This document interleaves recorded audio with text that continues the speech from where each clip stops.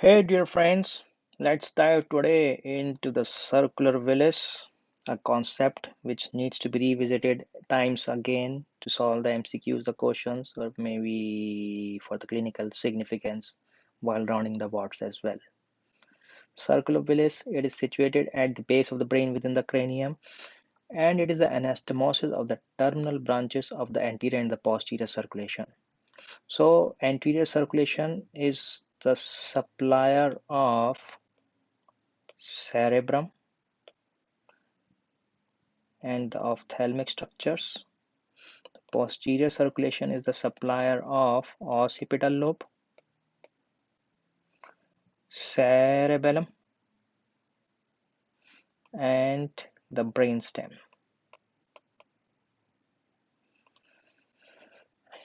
And it's an anastomosis. This needs to be kept in mind all the time. Come to this diagram. We have seen this diagram again and again. So let's try to memorize this diagram today. It's a simple way. Let's draw a man with a face. This is the face of the circular Willis, okay? These are the eyes of the circular Willis. These are the ears of the circular Willis. This one is ICA.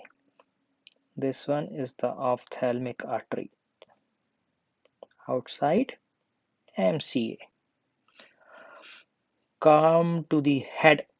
We have hair which are equivalent to the anterior cerebral artery, and then this connection will be anterior communicating artery. Okay,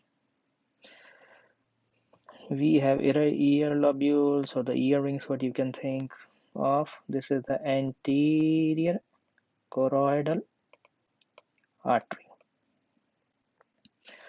Coming downwards to the body of the circular Willis, we have collar, we have neck, we have torso, we have abdomen, we have pelvis. Okay,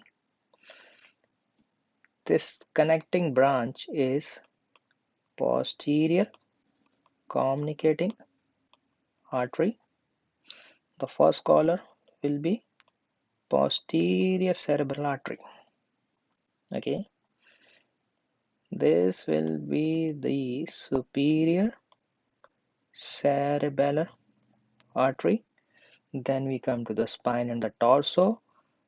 This is the basilar artery. Then we have torso. These are the pontine arteries.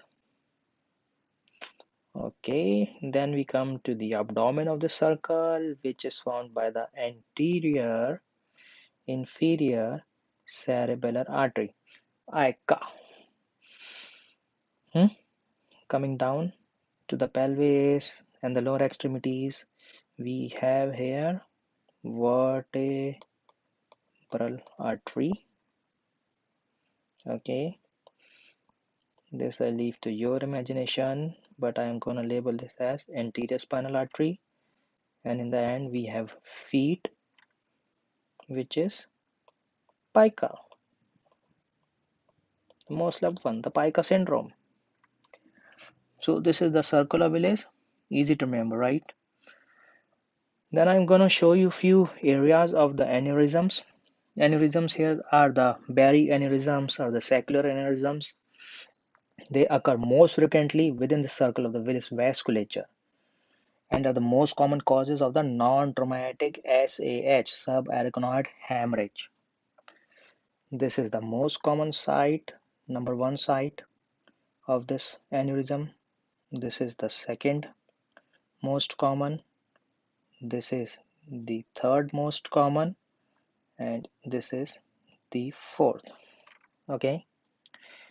Besides these are the arteries. Okay. But if it is asked which is the nerve which is most commonly affected by this, is the third cranial nerve is most commonly affected by aneurysms in the circle of Willis. Okay. Particularly those involving the posterior communicating artery because of its close relation to the posterior communicating artery. That's why. That's why in the posterior communicating artery aneurysms, third cranial nerve is most commonly affected. To reinforce the idea, these are few data. 35% of the aneurysms occur in the anterior communicating artery zone, which I showed you just above. Important to note is that the asymmetry or the anomaly of the circle of Willis predisposes to these aneurysms. Okay, so I hope this helps you to